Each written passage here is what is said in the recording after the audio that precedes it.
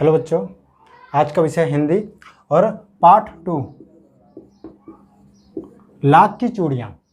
इसको हम समझ लेते हैं एक बार। इसके जो लेखक है वो कामता नाथ है। कौन है? कामता नाथ। ठीक है। और इसमें हम इनके पात्र कहानी है। ये जो लाख की चूड़ी हुई, ये कहानी एक क्या है? कहानी। इसके हम पात्र के बारे में समझ लेते हैं। इसमें कौन कौन से पात्र हैं? पहला पात्र है जो कौन है? लेखक खुद है, पर लेखक ने अपना नाम क्या लिखा हुआ है? जनार्दन। ठीक है ना। और ये बचपन, लेखक ने अपने बचपन की कहानी बताई हुई है। बचपन में वो मामा के घर जाते थे। एक इसके मामा है, मामा का नाम नहीं बताया इन्होंने। लेखक के मामा है, जब मामा के गांव जाते थे, ठीक है ना, वहां पर उन्हें बदलू काका मिलते थे। बदलू, इनको ये काका कहते थे। वैसे कहना इनको चाहिए था मामा, पर क्या कहते थे? काका। ठीक है ना। दूसरा पात्र कौन सा हो गया? बदलू। पहला पात्र कौन सा हो गया? खुद ये लेखक है, जिनका अपना नाम क्या रखे थे? जनार्दन। और अब इस ये बचपन काल की कहानी बता रहे हैं। दूसरा पात्र इनका मामा था। और तीसरा कौन है? बदलू। ठीक है ना। और चौथे में कौन आया? मामा की 2 लड़की आई थी, जिनका इन्होंने नाम नहीं बताया। ठीक है ना। बेटी, मामा की 2 बेटी थी। ठीक है ना, एक ये और 2, जिनका इन्होंने नाम नहीं बताया हुआ है। और चौथे नंबर पे था रज्जू। ठीक है, जिसको मैंने तीसरे नंबर पे लिखा हुआ है, क्योंकि इनका नाम बस नाम मात्र है। ठीक है ना, इनका बस नाम मात्र है। मेन पात्र ये है रज्जू। रज्जू किसकी बेटी थी? बदलू की। किसकी बेटी थी? बदलू की। ठीक है, ये हमने पाठ की जानकारी पढ़ी। अब हम पढ़ते हैं लेसन। ठीक है ना, देखिए आगे। पाठ का नाम क्या है? लाख की चूड़ियाँ। हम देखते हैं, इस पाठ को पढ़ते हैं। सारे गांव में बदलू मुझे सबसे अच्छा आदमी लगता था। लेखक को बदलू नाम का जो आदमी था वो सबसे अच्छा लगता था, क्योंकि वह मुझे सुंदर सुंदर लाख की गोलियां बनाकर देता था। गोलियां मतलब कंचे, है ना। और कौन बनाकर देता था? बदलू। और किसको? लेखक को। ठीक है ना, ध्यान रखना। मुझे अपने मामा के गांव जाने का सबसे बड़ा चाव यही था। देखिए, मैंने बताया था बदलू जो थे वो कहाँ के थे? उसके मामा के गाँव का, है ना। और लेखक को चाव कहाँ का था? अपने मामा के घर जाने का। ठीक है ना। क्यों था कि जब मैं वहाँ से लौटता था तो मेरे पास ढेर सारी गोलियाँ होती, और भी कैसी? रंग बिरंगी गोलियाँ, जो किसी भी बच्चे का मन मोह ले। ठीक है ना। जब भी लेखक अपने मामा के गांव से वापस अपने घर आता था तो उसके पास बहुत सारी गोलियाँ होती थी, कंचे होते थे रंग बिरंगे, इसलिए उसको अपने मामा के घर जाना अच्छा लगता था, है ना। वैसे तो मेरे मामा के गांव का होने के कारण मुझे बदलू को बदलू मामा कहना चाहिए था। देखिए, बदलू को बदलू मामा कहना चाहिए था लेखक को, परंतु मैं उसे बदलू मामा ना कहकर बदलू काका कहा करता था। और क्यों कहा करता था? ये देखिए कि गांव के सभी बच्चे उसे कहा करते थे। जैसा कि गांव के सभी बच्चे कहा करते थे। गांव के बच्चे क्या कहा करते थे?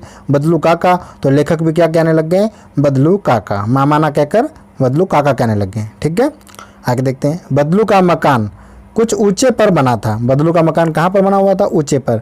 देखिए, ध्यान रखना, आपको समझना एक एक बात को। मकान के सामने बड़ा सा सहन था। सहन मतलब आंगन। ठीक है ना, आंगन टाइप का होता है ना, बगीचा टाइप का। मकान के आगे थोड़ा सा अगर जगह खाली होती है, उसको हम कह सकते हैं आंगन, है ना। बरांडा जिसे हम कह सकते हैं, जिसमें एक पुराना नीम का वृक्ष था। क्या था? पुराना, बहुत पुराना नीम का वृक्ष था। उसी के नीचे बैठकर बदलू अपना काम क्या करता था? बदलू क्या करता था? काम। बगल में भट्टी ढकती रहती, जिसमें वह लाख को पिघलाया करता था। सामने एक लकड़ी की चौखट पड़ी रहती।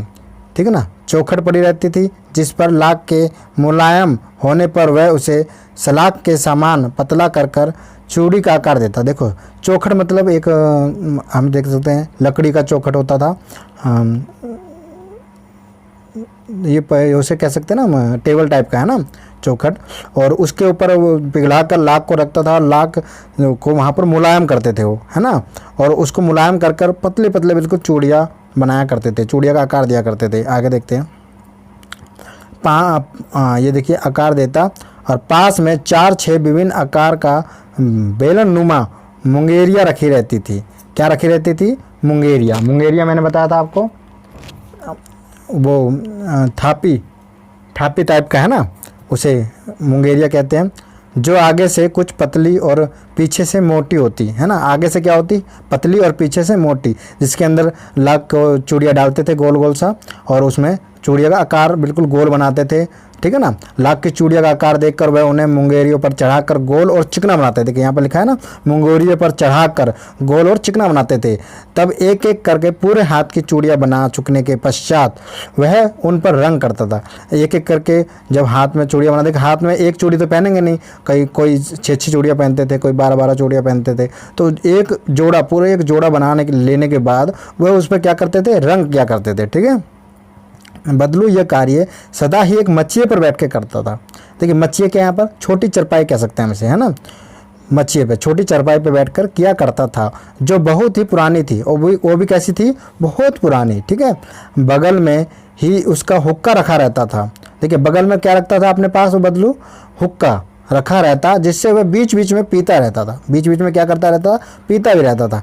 गाँव में मेरा दोपहर का समय अधिकतर बदलू के पास बीतता।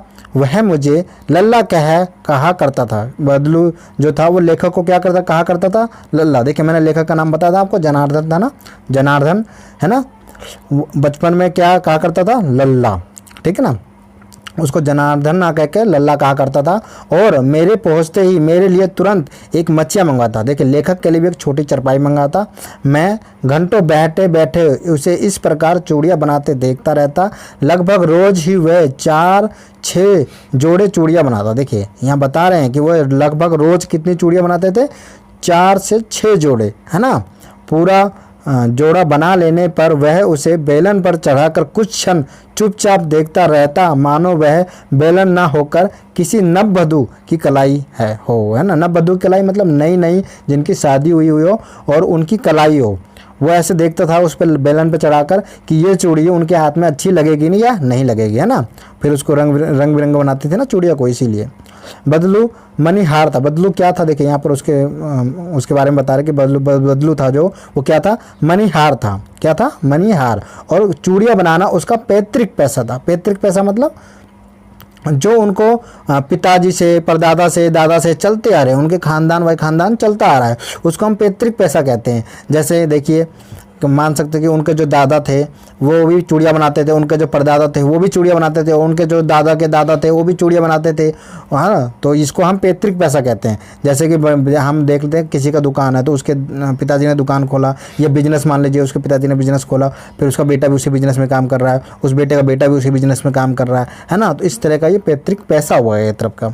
और वास्तव में वह बहुत ही सुंदर चूड़ियाँ बनाता। देखिए यहाँ पर लेखक जी कहना भी चाह रहे हैं कि जो बदलू काका थे वास्तव में बहुत अच्छी सुंदर सुंदर चूड़ियाँ बनाते थे। ठीक है ना, उसकी बनाई हुई चूड़िया की खपत ही बहुत थी। उनकी बनाई हुई चूड़िया की खपत मतलब बहुत सारे जल्दी जल्दी बिक भी जाता था। उस गांव में सभी स्त्रियां उनकी बनाई हुई चूड़ियाँ पहनती थी। उस गांव में मतलब उसके मामा के गांव में जितनी भी स्त्रियां थी, जितनी भी लेडीज़ थी, जितनी भी लड़कियां थी, सारी की सारी क्या करते थे, वो लाख की बनाई हुई चूड़ियाँ पहनते थे। वो भी किसके हाथ की, बदलू के काका के हाथ की। ठीक है, बनाई हुई। ठीक है, यहाँ तक कि क्या कह रहे हैं, आगे भी कह रहे हैं, आसपास के गांव के लोग भी उससे चूड़ियाँ ले जाते थे। देखिए यहाँ पर लिखा है ना, आसपास के गांव के लोग भी क्या ले जाते थे, चूड़ियाँ ले जाते थे, परंतु वह कभी भी चूड़ियों को पैसे में बेचता ना था। देखिए क्या कहना चाह रहे, परंतु वह कभी भी चूड़ियों को पैसे से बेचता ना था। यहाँ ध्यान रखना। अब देखिए यहाँ पर क्या है कि वह कभी भी पैसे से नहीं बेचता था। तो किससे बेचता था, यहाँ पर पता चलेगा पैसे से नहीं बेचता था। उसका अभी तक वस्तु विनिमय है ना का तरीका था। मतलब वस्तु निमय का मतलब क्या कह सकते हैं हम इसको, हाँ अब हम यहाँ क्या समझते हैं, वस्तु विनिमय से कि एक वस्तु देकर दूसरा वस्तु लेना, है ना, लेन देन करना, किसी वस्तु के बदले वस्तु लेना, पैसा ना लेकर वस्तु के बदले वस्तु लेना। मतलब वो चूड़ी देता था और उसके बदले कुछ अनाज ले लेता होगा या फिर कपड़ा ले लेते थे, है ना, कुछ भी वस्तु के बदले वस्तु लेना, पैसा नहीं लेना, उसको हम क्या कहते हैं, वस्तु विनिमय। ठीक है, का तरीका था। और लोग अनाज के बदले उसे चूड़ियाँ ले जाते थे। देखिए यहाँ लिखा भी है उन्होंने, लोग क्या करते थे, अनाज के बदले चूड़ियाँ ले जाते थे, अनाज देते थे और चूड़ियाँ ले जाते थे। तो इसको क्या कहते हैं हम, वस्तु विनिमय। बदलू स्वभाव से बहुत सीधा था, मैंने कभी भी उसे किसी से झगड़ते नहीं देखा। देखो बदलू के बारे में बता रहे हैं, बदलू का स्वभाव कैसा था, वो बताना चाह रहे हैं बदलू का स्वभाव कैसा था, बहुत ही अच्छा था। वो लेखक ने कभी भी आज तक उसे झगड़ते हुए नहीं देखा किसी से। हाँ, परंतु बता रहे, क्या बता रहे, देखिए शादी विवाह के अवसर पर वह अवश्य जिद पकड़ ले जाता था। देखिए शादी विवाह का अवसर होता है तो खुशी का माहौल होता है, और वो क्या करते, बदलू काका जो थे वो जिद पकड़ जाते थे कि जीवन भर चाहे कोई उससे मुफ्त चूड़ियाँ ले जाए। बेशक शादी विवाह के अलावा उनसे चूड़ियाँ का अगर बस कोई सामान ना हो, अगर चूड़ियाँ खरीदना हो तो वो दे देते थे, परंतु विवाह के अवसर पर वह सारी कसर निकाल लेते थे। आखिर सुहाग के जोड़े का महत्व ही और होता है। मुझे याद है मेरे मामा के यहाँ किसी लड़की का विवाह पर जरा सी किसी बात पर बिगड़ जाता गया था। देखिए यहाँ पर क्या कहना चाह रहे हैं, लेखक के मामा के यहाँ एक लड़की का विवाह था और जरा सी किसी बात पर बिगड़ गया था और फिर उसको मनाने में लोहे लग गए थे। ठीक है, मतलब लोहे मतलब यह एक मुहावरा टाइप का इन्होंने प्रयोग किया है, मतलब बहुत ज़्यादा मेहनत लग गई थी उनको मनाने में, बहुत टाइम लग गया था, बहुत ज़्यादा मेहनत लग गई थी, मान ही नहीं रहे थे, है ना। उसको मनाने के लिए बहुत सारा सामान देना पड़ा। देखिए यहाँ पर लिखा भी है, फिर विवाह में इसी जोड़े का मूल्य इतना बढ़ जाता है कि उसके लिए और उसकी घरवाली को सारे वस्त्र मिलते हैं। देखिए विवाह में उस चूड़ी के बदले, सुहाग की चूड़ी के बदले क्या मिलता था, उसको और उसकी घरवाली को सारे वस्त्र मिलते थे, ढेरों अनाज मिलता था और उसको अपने लिए पगड़ी मिलती थी और रुपये जो मिलते थे स्वर्ग। देखो रुपये भी यहाँ पर थोड़े बहुत देते थे, बेचते नहीं थे, पर वो सुहाग के जोड़े के जो भी विवाह, जिसके घर में विवाह है, वो खुशी से दे देते थे। ठीक है, यदि संसार में बदलू को किसी बात से चिढ़ थी, देखिए बदलू को चिढ़ भी थी, किस बात से थी वो आगे बता रहे हैं, वह भी किससे थी, कांच की चूड़ियों से। किसी भी स्त्री के हाथ में उसे कांच की चूड़ियां दिख जाती तो वह अंदर ही अंदर कूद उठता और कभी कभी तो दो चार बातें भी सुना देता।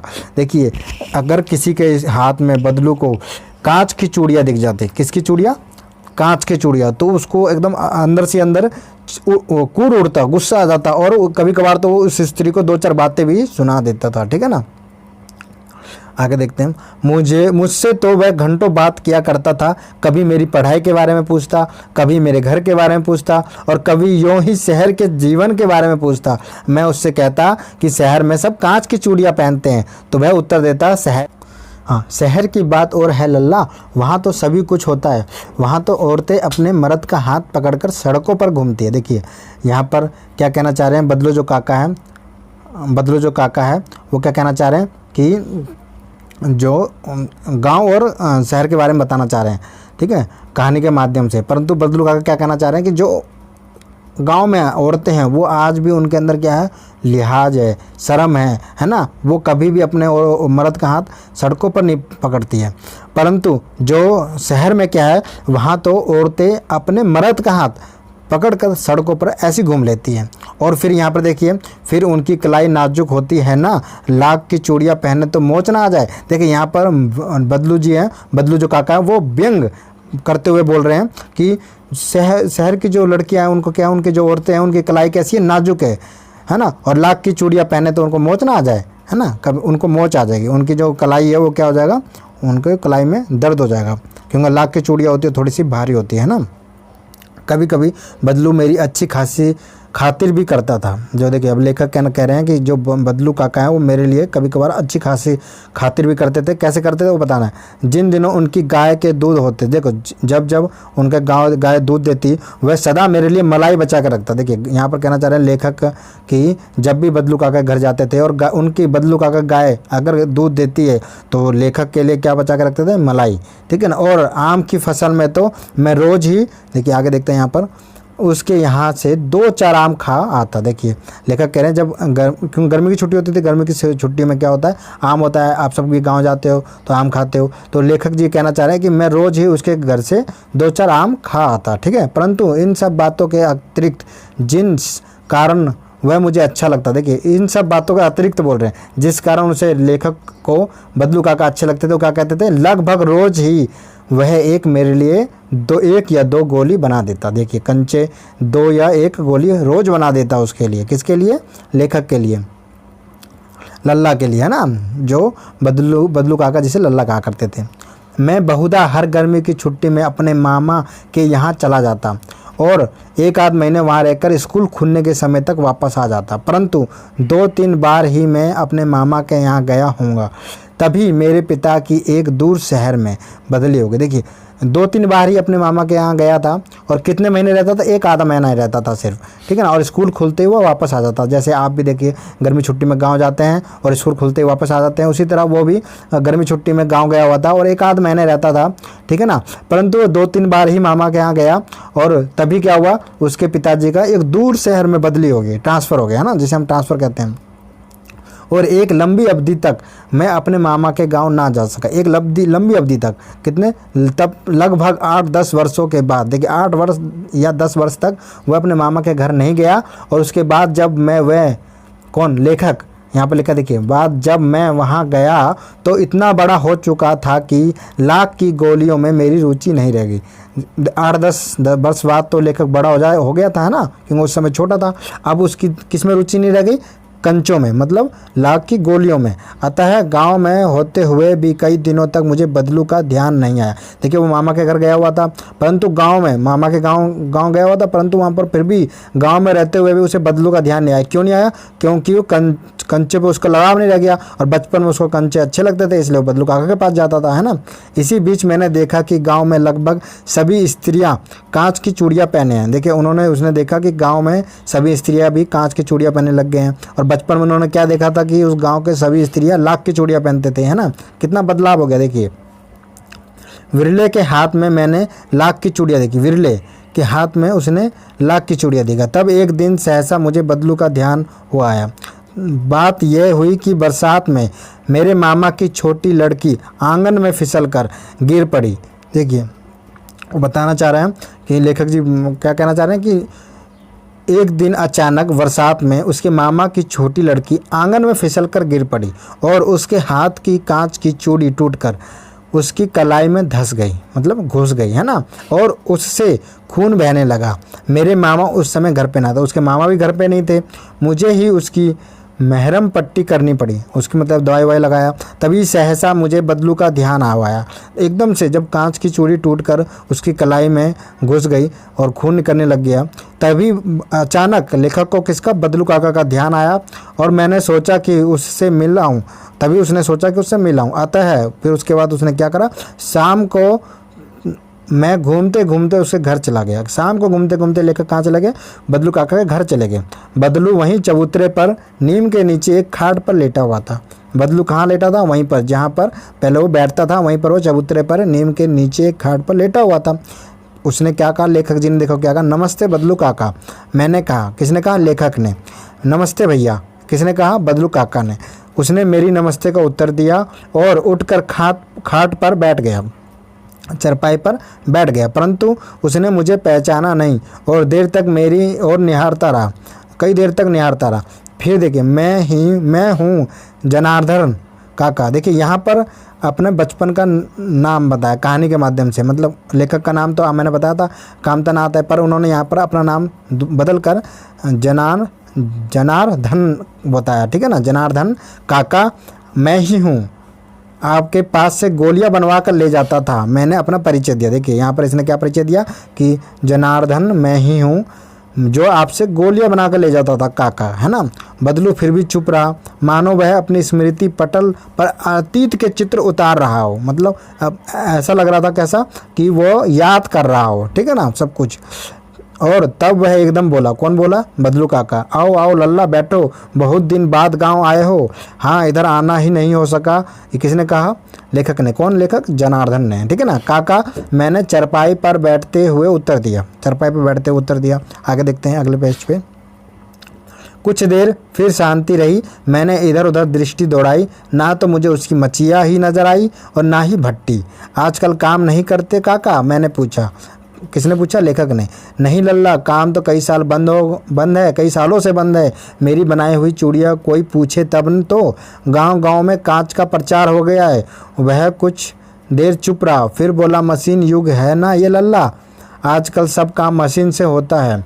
खेत भी मशीन से जोते जाते हैं। देखिए खेत भी मशीन से जोते जाते हैं। इससे देखिए जब भी मशीन युग आ गया, यहाँ से देखिए मशीन युग का प्रभाव हुआ, तो मशीन युग से प्रभाव क्या पड़ा, जो बदलू काका थे जो हाथ से चूड़ियाँ बनाते थे उनका काम बंद हो गया, मशीन से चूड़ी बनने लग गए हैं। और देखिए एक और क्या बताया इन्होंने, खेत भी मशीन से जोते जाते हैं। जितने भी खेती करते थे जो खेत में और हाथ से काम क्या करते थे, वो सब काम मशीन से होने लग गया, तो वो सब बेरोजगार हो गए, है ना।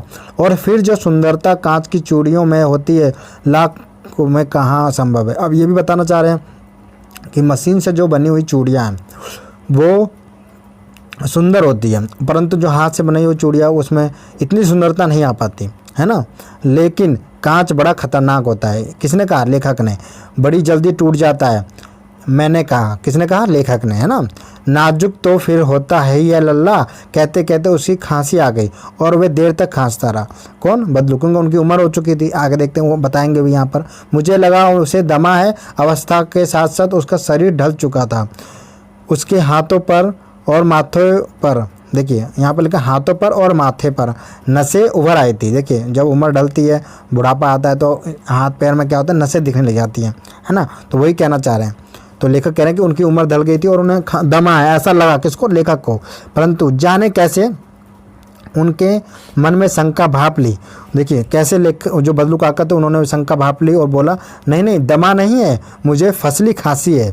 ये महीने 2 महीने से आ रही है और 10-15 दिन में ठीक हो जाएगी। ठीक है, क्या है उसे, फसली खांसी, मतलब खांसी है उसे, और जो 1-2 महीने से आ रही है और ये 10 से 15 दिन में ठीक हो जाएगी। ठीक है, आगे देखिए। मैं चुप रहा, मुझे लगा उसके अंदर कोई बहुत बड़ी व्यथा छुपी है।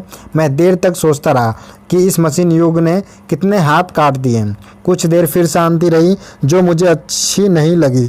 आम की फसल अब कैसी है काका। कुछ देर पश्चात मैंने बात का विषय बदलते हुए पूछा। देखिए कुछ देर चुप रहे दोनों, फिर लेखक ने अपनी बात बदलते हुए क्या पूछा कि आम की फसल कैसी है काका। ठीक है ना।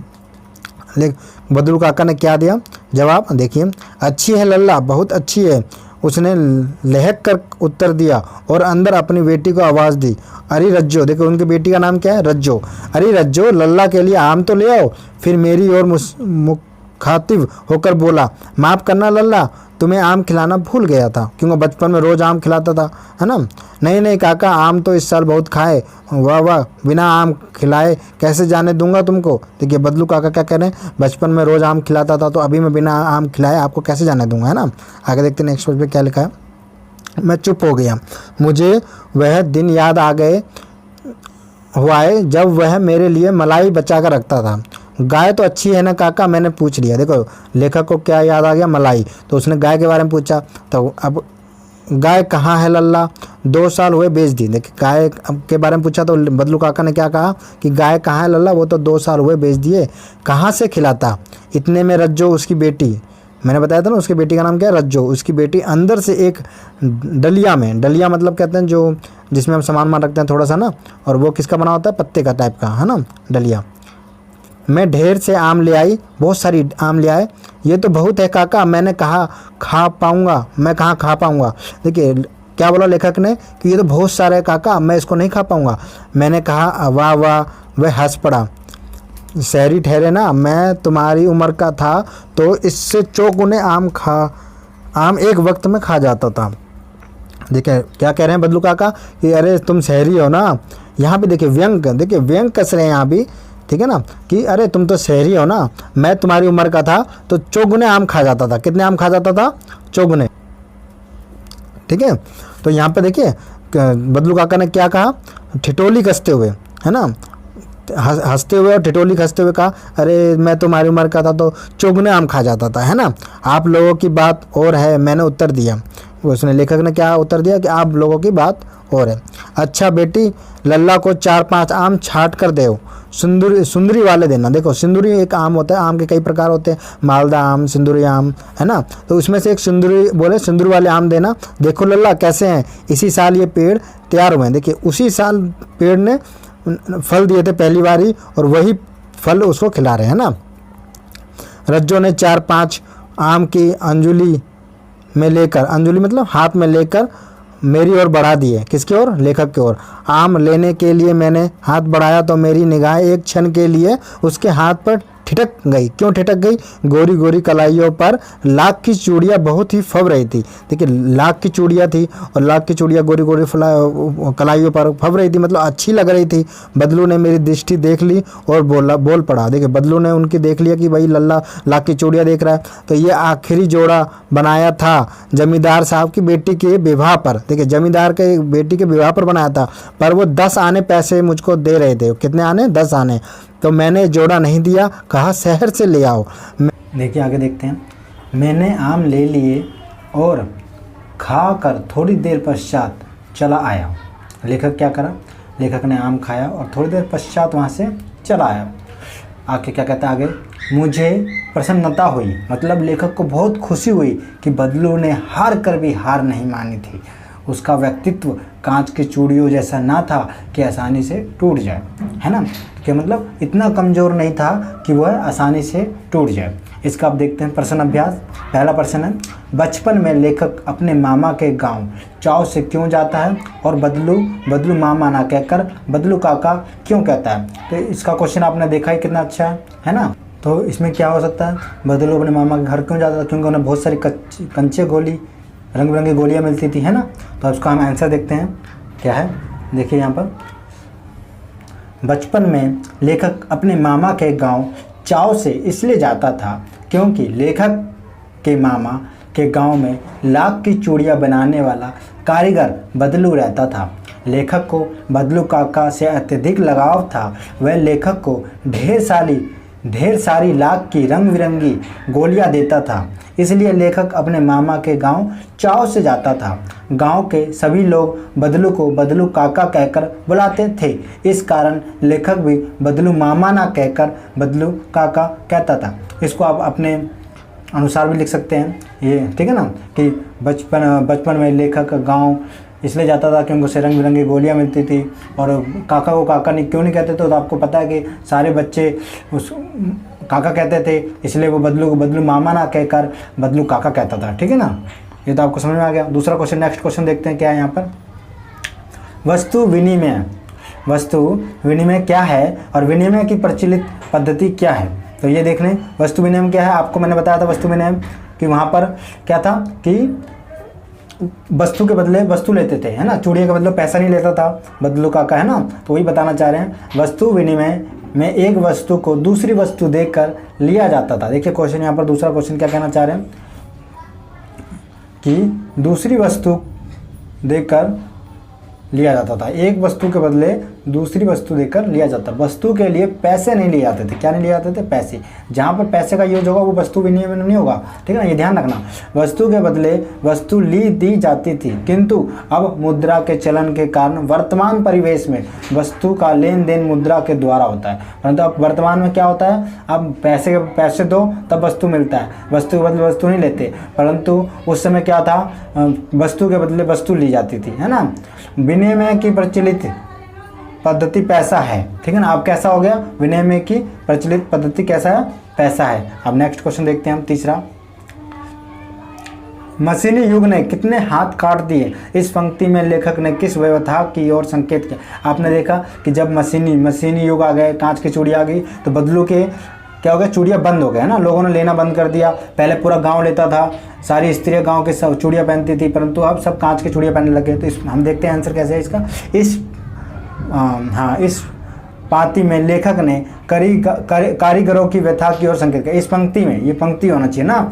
इस पंक्ति में लेखक ने कारीगरों की व्यथा की ओर संकेत किया है कि मशीनों के आगमन के साथ, आगमन मतलब आने के का साथ, कारीगरों के हाथ में काम धाम छीन लिया है। देखो काम धाम छीन लिया, ये तो पता कि बदलू का जो काम था वो क्या हो गया? बंद हो गया था, तो छीनना ही हो गया। मानो उनके हाथ ही कट गए। उनके हाथ क्या हो गए? कट गए। क्यों कट गए? उन कारीगरों का रोजगार इन पैतृक काम धंधों से चलता था। उन्होंने कुछ और नहीं सीखा था। उनके जो दादा परदादा पापा इत्यादि जो करते आ रहे थे वही काम वो सीखते थे और उसी काम में आगे लग जाते थे। उनके अलावा उन्होंने कुछ नहीं सीखा। तो वो काम बंद हो गया, तो क्या हुआ? उनके काम धाम छीन गए, उनके हाथ जैसे कट गए, है ना। उनके अलावा उन्होंने कभी कुछ नहीं सीखा था। देखिए यहाँ पर इन्होंने कहा भी उनके अलावा कुछ नहीं सीखा था। वह पीढ़ी दर पीढ़ी अपने इस कला को बढ़ाते चले आ रहे थे। देखो पीढ़ी दर पीढ़ी वही काम करते आ रहे थे और साथ में रोजी रोटी भी भी चला रहे थे, परंतु मशीनी युग ने जहां उनकी रोजी रोटी पर वार किया है, मशीनों ने लोगों को बेरोजगार बना दिया है। क्या बना दिया? बेरोजगार बना दिया है। ठीक है ना। आगे चौथा क्वेश्चन देखते हैं हम क्या है। बदलू के मन में ऐसी कौन सी व्यथा थी जो लेखक से छिपी ना रह सकी? देखिए, बदलू के मन में ऐसी कौन सी व्यथा थी? वो मशीनी युग के बारे में बात कर रहे थे कि, है ना। आप एक देख लेते हैं। बदलू लाख की चूड़ियाँ बेचा करता था, परंतु जैसे जैसे कांच की चूड़ियाँ का प्रचलन बढ़ता गया, उसका व्यवसाय ठप पड़ने लग गया, है ना। उसका क्या हो गया? जो काम धंधा तो बिल्कुल ठप हो गया, बंद सा हो गया। अपने व्यवसाय की ये दुर्दशा बदलू को मन ही मन कचोटती थी, मतलब मन ही मन क्या करती थी? तकलीफ देती थी। बदलू के मन में इस बात की व्यथा थी कि मशीनी युग के प्रभाव स्वरूप उस जैसे अनेक कारीगरों को बेरोजगारी और अपेक्षा का शिकार होना पड़ा, है ना। उनके जैसे जितने भी बेरोजगार थे, जैसे लोहार हो गए, है ना, बहुत सारे ऐसे थे जो अपने पैतृक काम धाम से अपना रोजगार चलाते थे, तो वो सारे क्या हो गए? बेरोजगार हो गए। तो वो अपने साथ साथ उनके भी चिंता कर रहे हैं। ठीक है ना। बस बदलू काका क्या और क्या करें? अपेक्षा शिकार होना पड़ा। अब लोग कारीगरों की कदर ना करके दिखावटी मतलब जो दिखता है सिर्फ, जैसे कांच की चूड़ियाँ थी, वो क्या दिखने में तो अच्छी होती थी पर तुरंत टूट जाती थी, है ना। उसी को कहते हैं दिखावटी चमक पर अधिक ध्यान देते हैं। ये व्यथा लेखक से छिपी ना रह सकी। क्या हो गई? ये व्यथा लेखक से छिपी ना रह सकी। ठीक है ना। आगे पांचवा क्वेश्चन देखते हैं क्या है। मशीनी युग से बदलू के जीवन में क्या बदलाव आया? मशीनी युग से बदलू के जीवन में क्या बदलाव? आप देखिए, उनका धंधा और जो था बदलू का, वो बंद हो गया, है ना। उसको अच्छे से देखते हैं। मशीनी युग से बदलू के जीवन में ये बदलाव आया कि बदलू का व्यवसाय बंद हो गया। मैंने कहा उसका जो काम धंधा बंद हो गया, वह बेरोजगार हो गया। काम धाम बंद हो गया तो बेरोजगार होगा नहीं, होना ही था, है ना। तो बेरोजगार हो गए। काम न करने से उसका शरीर भी ढल गया। उसका जो काम लगातार काम करता था, जो मेहनत करते थे तो लगातार, तो उनका शरीर क्या था? बना रहता था। ठीक है। और जो काम ना करने से, सिर्फ चारपाई पे पड़े रहने से उनका क्या होगा? शरीर भी क्या हो गया? ढल गया। उनके हाथों और माथे पर नसें उभर गई। जैसे शरीर ढल जाता है, कमजोर हो जाता है शरीर, तो उनका क्या होगा? पूरे हाथ और माथे पे क्या नस दिखने लगी। अब वो बीमार रहने लग गए थे। उनको खांसी भी हो गई थी, पसली खांसी, मैंने बताया था ना पाठ में, उसको पसली खांसी हो गई थी। अगर नेक्स्ट क्वेश्चन देखते हैं कहानी से आगे, है ना, सॉरी।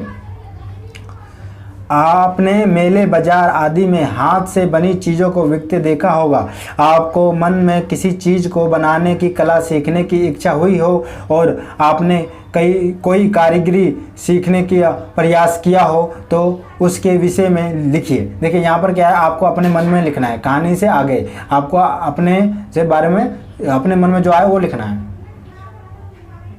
देखिए, तो आप कभी मेले में गए हो या बाजार में गए हो, तो वहाँ पर ऐसे कौन सी वस्तु देखी आपने, उसके बारे में, और ये बनाने की इच्छा की, उसको आपने देखा, उसको बनाने की इच्छा की, तो उसके बारे में लिखना है। ये आपको अपने आप लिखना है, तो इसको आप खुद लिखिएगा। ठीक है ना। आगे देखिए, दूसरा क्वेश्चन है इसका, लाख की वस्तुओं का निर्माण भारत के किन किन राज्यों में होता है? और लाख से चूड़ियों के अतिरिक्त और क्या क्या बनाया जाता है? देखिए, इसका निर्माण कहाँ होता है? तो उत्तर प्रदेश में होता है। ठीक है ना। और भी अनेक अनेक राज्यों में होता है। और इससे क्या क्या बन सकता है? बहुत कुछ बन सकता है। देखिए आगे इसका हम देखते हैं आंसर में क्या क्या दिया है यहाँ पर। देखिए, लाख की वस्तुओं का निर्माण सर्वाधिक उत्तर प्रदेश में होता है। देखो मैंने कहा था ना, उत्तर प्रदेश में होता है। और इससे लाख से चूड़ियाँ तो बनती है, साथ में क्या बनती है? मूर्तियाँ बना सकते हैं, गोलियाँ, जैसे गोलियाँ तो यहीं पर बताया गया, कंचे इत्यादि, है ना। और सजावट की वस्तुएं का निर्माण होता है। बहुत सारी सजावट की वस्तुएं का निर्माण कर सकते हैं। और भी हम इसके अलावा बहुत सारी चीज़ें बना सकते हैं, है ना। आगे देखिए, अनुमान और कल्पना। ठीक है। घर में मेहमान के आने पर आप उसका अतिथि सत्कार कैसे करेंगे? ये आपको अपने आप अनुमान लगाना है कि आपके मन में, आपके घर में मेहमान आ गए और मेहमान आने के बाद आप उनका स्वागत कैसे करेंगे। कहाँ कहना चाह रहे हैं कि शीशे के गिलास में पानी देना चाहेंगे, कि लाख के गिलास ही बना सकते हैं हम ना, कि लाख के गिलास में पानी देना चाहते हैं, या फिर आप सीधा खाना खिलाना चाहते हैं। मतलब जैसे भी आप कैसे स्वागत करेंगे, ये आपको अपने मन में कल्पना करना है और लिखना है। ठीक है। आपको छुट्टियों में किसके घर जाना सबसे अच्छा लगता है, वहाँ की दिनचर्या अलग कैसे होती है, लिखिए। देखिए, आप छुट्टियों में मामा के घर जाना अच्छा लगता है, या भाई का घर जाना अच्छा लगता है, या चाचा के घर जाना अच्छा लगता है, या अपना गांव ज़्यादा अच्छा लगता है। जहाँ ज़्यादा आपको जाना अच्छा लगता है और वहाँ पर क्यों जाना अच्छा लगता है। जैसे लेखक को बदलू के पास जाना अच्छा लगता था, मतलब मामा के घर जाना अच्छा लगता था। क्यों? क्योंकि वहाँ पर बदलू काका रहते थे और बदलू काका उसको क्या देते थे? गोलियाँ देते, कंचियाँ देते थे, है ना, रंग बिरंगी गोलियाँ देते थे। तो उसी तरह आपको भी कुछ अच्छा लगता होगा, मामा के घर, चाचा के घर, बुआ के घर, किसी के घर भी जाना अच्छा लगता होगा। और क्यों लगता होगा? वहाँ पर कुछ ना कुछ आपको अच्छा, कुछ ना कुछ पसंदीदा चीज़ जो आपको बहुत ज़्यादा पसंद हो वो मिलता होगा, है ना। तो उसके बारे में आपको यहाँ पर लिखना है, ठीक है। मशीनी युग में अनेक परिवर्तन आए, ठीक है।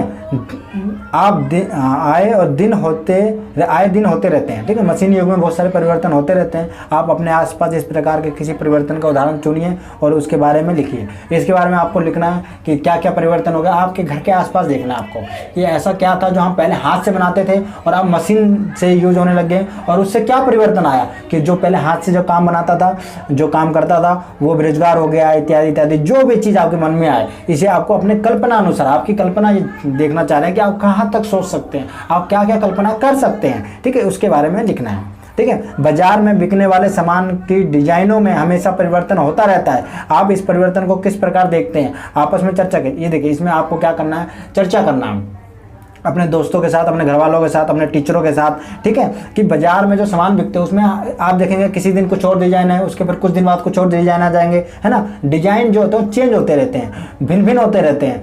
तो उसके बारे में हम चर्चा लिखना है, कैसे भिन्न हो जाते हैं एकदम से, क्या होता है, तो इनके बारे में आपको चर्चा करना है। हमारे खान पान, रहन सहन और कपड़ों में भी बदलाव आ रहा है। इस बदलाव के पक्ष विपक्ष में बातचीत कीजिए और बातचीत के आधार पर लेख तैयार कीजिए। देखिए, इस पे आपको बातचीत करना है और अपने आपस में घर में बातचीत करना है कि आप पहले कैसे कपड़े पहनते थे, पुराने युग में कैसे कपड़े पहने जाते थे, और आधुनिक काल में कैसे कपड़े पहने जा रहे हैं, अब कैसे कपड़े पहने जा रहे हैं। तो इसके बारे में लिखना है, आप पहले क्या खाते थे और अब क्या खाते हैं, ठीक है ना। सारा कुछ इसके बारे में एक लेख लिखना है, ठीक है ना।